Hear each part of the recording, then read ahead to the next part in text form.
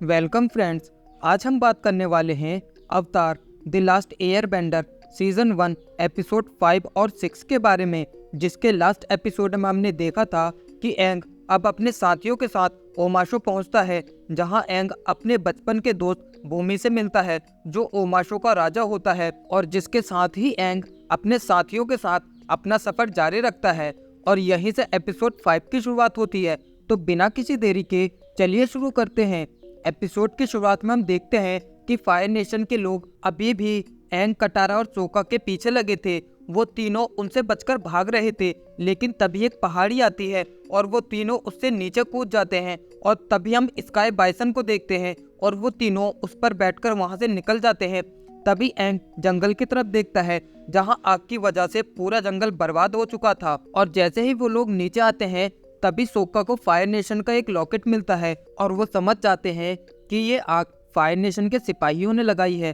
और तब वहां पर एंग कहता है कि ये उसकी वजह से हुआ और वो इस सब का जिम्मेदार खुद को ठहराता है। वो कहता है कि एक अवतार का फर्ज है प्रकृति की रक्षा करना, लेकिन वो ये नहीं कर पा रहा है।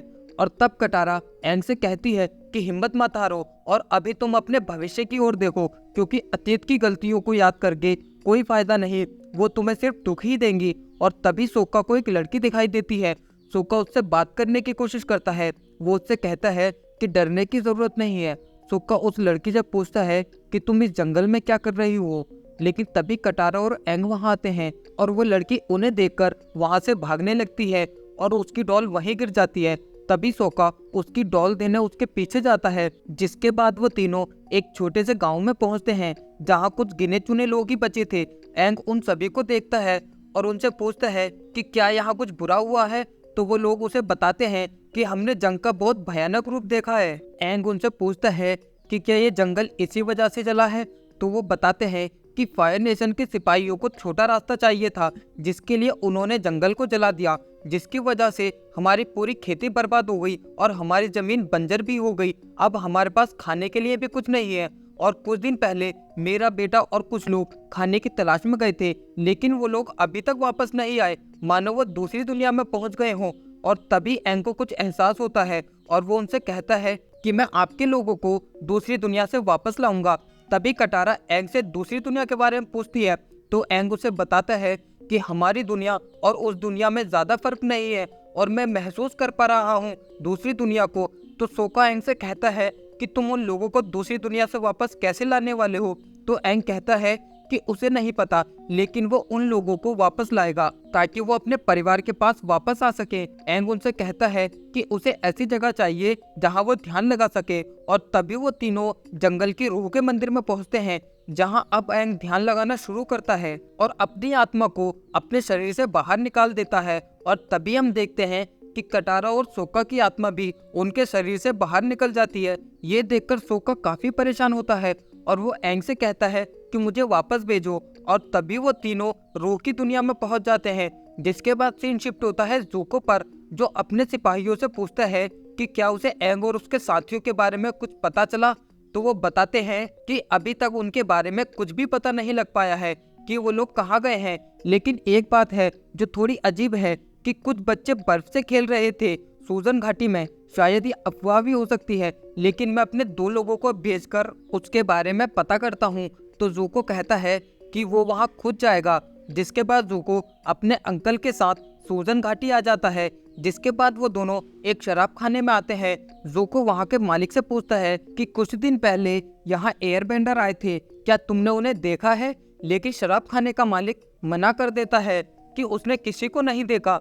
तो ज़ूको उसे कुछ सोने के सिक्के देता है, वो फिर भी मना करता है। लेकिन फिर वो उन्हें बताता है कि कुछ लोगों ने यहाँ अवतार के साथ 2 वाटर बेंडर को देखा है। ये सुनकर तो मानो ज़ूको के होश ही उड़ जाते हैं कि इन लोगों को अवतार के बारे में कैसे पता चला। ज़ूको अपने अंकल से कहता है कि अगर इन लोगों को अवतार के बारे में पता है तो इसका मतलब है कि सभी को अवतार के बारे में पता चल गया होगा, और ये बात फायर नेशन में भी सभी को पता चल गई होगी। और अब वो लोग उसे पकड़ने के लिए सिपाहियों को भेजेंगे और मेरे हाथ में कुछ भी नहीं लगेगा, जिसका मतलब मैं सब कुछ हार जाऊंगा। और तभी उनके पास एक आदमी आके गिरता है जो उनसे मदद मांगता है। लेकिन तभी एक लेडी एक मॉन्स्टर पर बैठकर आती है और वो उस आदमी से कहती है कि मरना मत, वरना मुझे इसके पैसे नहीं मिलेंगे। उस बाउंटी हंटर को देखकर ज़ुको के अंकल का दिमाग चलता है और वो उससे अवतार को ढूंढने के बारे में बात करते हैं। वो ज़ुको से कहते हैं कि ये किसी को भी ढूंढ सकती है, लेकिन ज़ुको इसके लिए राजी नहीं था। तो वो कहते हैं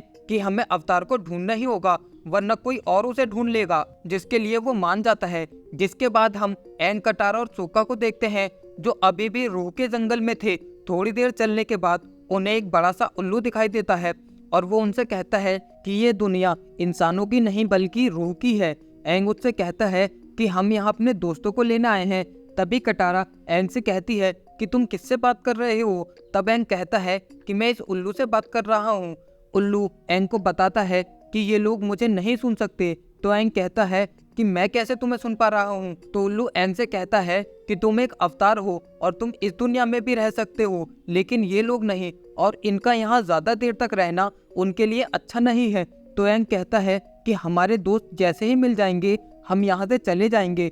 तो वो उल्लू एंग से कहता है कि जंगल पार करने के बाद तुम एक झोपड़ी में जाना, उसमें कोई है जो तुम्हारी मदद कर सकता है, वो बताएगा तुम्हारे दोस्तों के बारे में। जिसके बाद सीन शिफ्ट होता है अज़ूला पर, जो फायर किंग से कमांडर राव की सिफारिश करती है। वो उनसे कहती है कि कमांडर ने बिना किसी हमारी खास मदद के अवतार को ढूंढ लिया, इसलिए हमें उनकी और मदद करनी चाहिए। जिसके बाद फायर किंग कहता है कि उनकी मदद के लिए कुछ और सिपाहियों को भेज दिया जाए। अज़ूला ये सुनकर खुश होती है, लेकिन तभी फायर किंग अज़ूला से कहते हैं कि अवतार को ज़ुको ने ढूंढा है, कमांडर ने नहीं, और ज़ुको ने साबित किया है कि वो होनहार और काबिल है। उसमें वो सभी खूबियां हैं जो एक फायर लॉर्ड में होनी चाहिए। ये सुनकर अज़ूला को काफी गुस्सा आता है और वो वहां से चली जाती है। जिसके बाद वो अपने ट्रेनर के साथ प्रैक्टिस करती है। अज़ूला काफी गुस्से में थी, इसलिए वो उसे मारने ही वाली होती है, लेकिन तभी अज़ूला के साथी वहां आते हैं और उसे शांत करवा देते हैं। वो उससे कहते हैं कि तुम यहाँ सबसे ताकतवर हो, लेकिन अज़ूला उनसे कहती है कि ये काफी नहीं है। जिसके बाद सीन शिफ्ट होता है एंग और उसके साथियों पर। वो लोग रूह के जंगल में आगे बढ़ रहे थे, लेकिन तभी सोका को एहसास होता है कि कोई उनका पीछा कर रहा है। तो कटारा उससे कहती है कि ये सिर्फ तुम्हारा भ्रम है। तब एंग उन्हें बताता है कि ये जगह तुम दोनों के लिए खतरनाक है, क्योंकि तुम्हें यहाँ सच का सामना करना होगा। और तभी उन्हें एक आवाज आती है और वो देख पाते हैं कि जंगल की रूह उनके सामने है और वो उन पर हमला करने के लिए आती है। एंग उसे रोकने की कोशिश करता है, लेकिन वो बेंडिंग नहीं कर पा रहा था और ना ही कटारा कर पा रही थी, और तभी वो सोका पर हमला करती है। उससे बचने के लिए एंग और कटारा वहां से भागते हैं और तभी सोका को होश आता है। तो वो देखता है कि 3 पूंछ वाली लोमड़ी उससे बात कर रही है। वो लोमड़ी उसे बताती है कि जंगल की रूह कोई शैतान नहीं है और तुम्हें आगे संभल कर चलना होगा, ये कोहरा खतरनाक है। जिसके बाद सोका आगे बढ़ता है और तभी वो अपने पैरों को देखता है जो बर्फ में थे, और अगले ही पल वो अपने पिता और बाकी साथियों को देखता है। और ये दिन उसकी परीक्षा का दिन था। उसके पिता उससे कहते हैं कि परीक्षा में पास होकर तुमने ये साबित कर दिया कि तुम अब योद्धा बनने के काबिल हो। तभी सोका कहता है कि अगर अंकल बाटो नाव पर नहीं होते तो वो कभी नहीं जीत पाता। उसके पिता कहते हैं कि कोई बात नहीं। जिसके बाद सोका बाहर आता है तो उसके साथी उससे कहते हैं कि तुमने तो सबको मरवा ही दिया था, अगर बाटो नाव पर नहीं होते तो वो सब मारे जाते। जिसके बाद सोका अपने पिता और अंकल बाटो की बातें सुनता है, जिसमें वो कहते हैं कि सोका किसी काम का नहीं है और ऐसे इंसान को हम राजा नहीं बना सकते। ये सुनकर सोका को काफी दुख होता है और तभी अचानक से उसके पास एक मॉन्स्टर आ जाता है। जिसके बाद सीन शिफ्ट होता है कटारा पर, जो एंग और सोका को ढूंढ रही थी, लेकिन तभी उसे किसी की आवाज आने लगती है और तभी अचानक से उसके सामने कोई आता है और वो नीचे गिर जाती है। लेकिन जैसे ही वो उठती है तो वो देखती है कि वो अपने गांव वापस आ चुकी है, जहां उसकी माँ उसे बुलाती है। अपनी माँ को देखकर कटारा चौंक जाती है और सोचती है कि ये एक सपना है, लेकिन वो हकीकत थी। जिसके बाद कटारा अपनी दादी से भी मिलती है और वो तीनों बातें करते हैं। तभी कटारा अपनी माँ से सोका के बारे में पूछती है तो उसकी माँ उसे बताती है कि वो अपने पिता के साथ शिकार पर गया है। तभी कटारा वाटर बेंडिंग करती है, लेकिन वो नहीं कर पा रही थी। उसकी माँ उससे कहती है कि तुम एक दिन जरूर करोगी और हम सबकी रक्षा करोगी। लेकिन तभी वहाँ फायर नेशन का हमला हो जाता है और कटारा की माँ उसे छुपाने जाती है और वो उसे एक जगह छुपाकर उससे कहती है कि चाहे कुछ भी हो जाए यहाँ से बाहर मत आना। लेकिन तभी फायर नेशन का एक सिपाही वहाँ आ जाता है और कटारा की माँ से पूछता है कि वो वाटर बेंडर कहाँ है। तो वो उससे कहती है कि बाकी सब भाग गए और जो बचे उन्हें तुमने मार दिया। वो सिपाही कहता है कि उसे हमारे हवाले कर दो वरना तुम्हें मरना होगा। अपनी माँ को खतरे में देख कटारा बेंडिंग करती है लेकिन वो नहीं कर पाती और सिपाही उसे ढूंढने लगता है। तब कटारा की माँ सिपाही से कहती है कि मैं ही वाटर बेंडर हूँ। ये सुनकर वो सिपाही उसे मार देता है। ये देखकर कटारा काफी ज्यादा डर जाती है लेकिन तभी उसे एक आवाज आती है और जैसे ही वो बाहर देखती है तो उसके सामने अचानक से एक मॉन्स्टर आ जाता है। जिसके बाद हम एंग को देखते हैं जो अभी भी सूका और कटारा को ढूंढ रहा था। लेकिन तभी उसे एयर टेम्पल दिखाई देता है जिसे देखकर वो काफी खुश होता है। लेकिन तभी वो समझ जाता है कि ये उसका भ्रम है और वो आगे बढ़ जाता है। लेकिन तभी उसके सामने वो मॉन्स्टर आता है और वो एंग से कहता है कि ऐसा कैसे हो सकता है कि तुम मेरे भ्रम में नहीं आए। इसका मतलब तुम अवतार हो और तुम्हारे पुराने रूप ने मुझे कई बार मारने की कोशिश की थी। और क्या तुम मेरे वो चीज लाए हो जो तुमने मुझसे चुराई थी। एंग कहता है कि तुम किसकी बात कर रहे हो, मैं तो यहाँ अपने दोस्तों को बचाने आया हूँ। लेकिन तभी वो मॉन्स्टर एंग पर हमला कर देता है। पावर ना होने की वजह से एंग उससे बचकर भागता है और तभी एंग एक झोपड़ी को देखता है। ये वही थी जिसके बारे में उसे उल्लू ने बताया था। एंग जैसे ही उसके अंदर जाता है तो वो वहाँ अपने गुरु गैत्सो को देखता है और उन्हें देखकर काफी खुश होता है। लेकिन फिर उसे लगता है कि ये भी उस मॉन्स्टर की चाल है। तब गैत्सो उसे बताते हैं कि ये सच है और वो उसे उस मॉन्स्टर के बारे में बताते हैं। वो उससे कहते हैं कि वो एक शैतानी आत्मा है और वो लोगों को उनकी बुरी यादों को याद दिलाकर कैद कर लेता है और कुछ टाइम के बाद वो उन्हें हमेशा के लिए मार देता है। उसे हराना नामुमकिन है। तो एंग कहता है कि उसे अपने दोस्तों और गांव वालों को बचाना है। उसे हराने का कोई तो रास्ता होगा। तो गैत्सो उसे बताते हैं कि पिछले अवतार रोकू ने उसे टक्कर दी थी। तो एंग कहता है कि मुझे रोकू अवतार से बात करनी होगी कि उन्होंने कैसे उसे हराया था। तो गैत्सो बताते हैं कि रोकू अवतार का मंदिर फायर नेशन में है जहाँ जाना खतरे से खाली नहीं है। तो एंग कहता है कि उसे अपने दोस्तों को बचाना है जिसके लिए वो कुछ भी करेगा। जिसके बाद वो असली दुनिया में वापस आता है और फायर नेशन की तरफ जाने लगता है। वहीं कमांडर के पास फायर किंग का संदेश लेकर कुछ लोग आते हैं जिसे पढ़कर वो खुश हो जाता है और सीधा ज़ुको के पास जाता है। वो उससे कहता है कि अब इस जहाज का पूरा कंट्रोल उसके पास रहेगा।